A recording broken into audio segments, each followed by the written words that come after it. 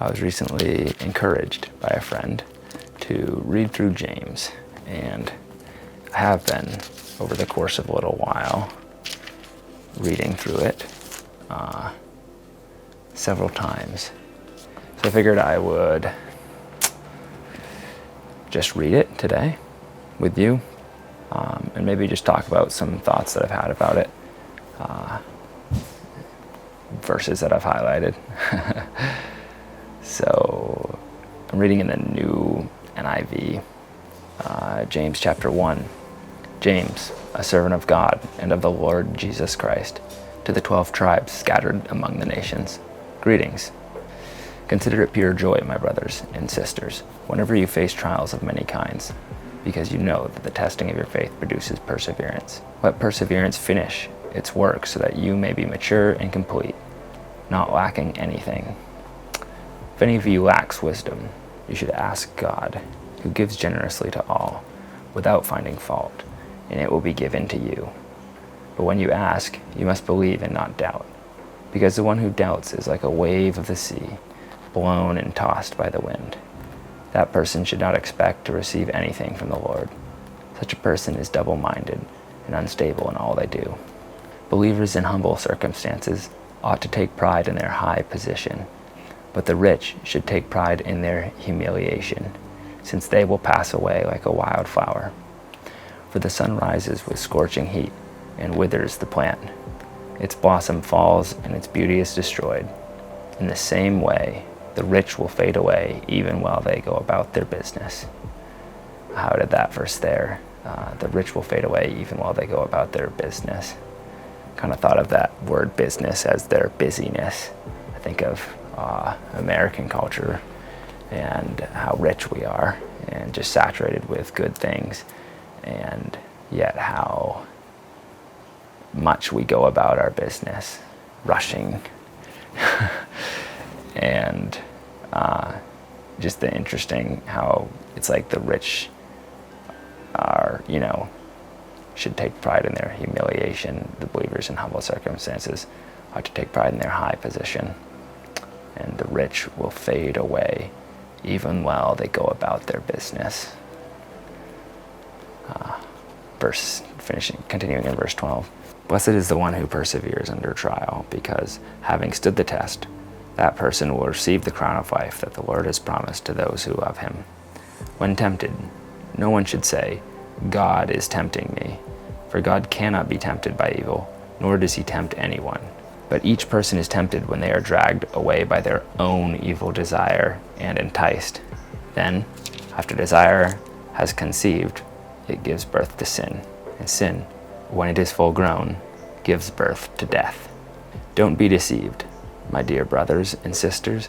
Every good and perfect gift is from above, coming down from the Father of the heavenly lights, who does not change like shifting shadows.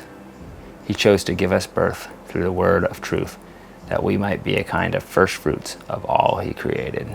My dear brothers and sisters, take note of this. Everyone should be quick to listen, slow to speak, and slow to become angry, because human anger does not produce the righteousness that God desires. Therefore, get rid of all moral filth and the evil that is so prevalent, and humbly accept the word planted in you, which can save you. I didn't highlight that verse before, but that is the way to accept the word, accept the Lord.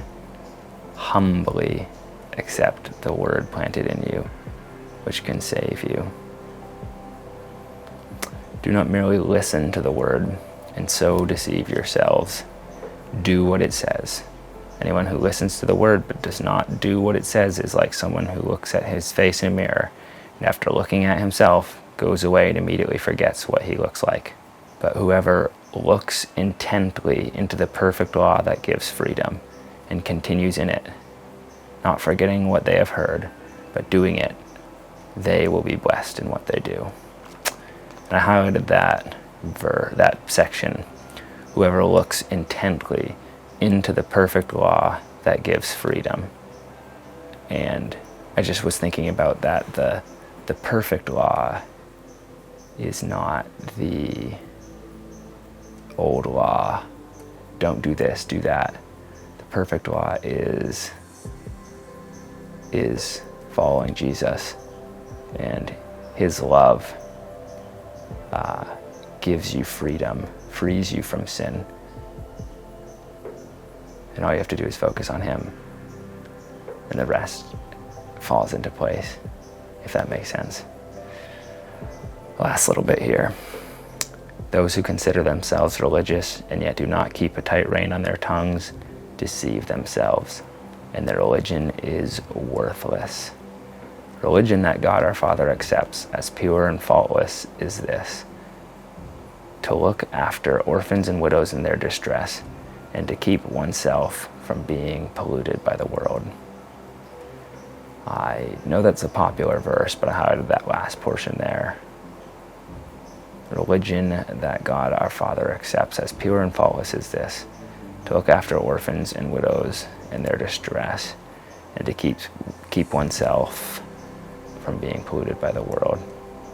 It's like, how pure is your heart in its devotion to Jesus? And part of that is your actions. Are you so wound up in yourself and like what you're doing, or do you help the helpless in some way, at least?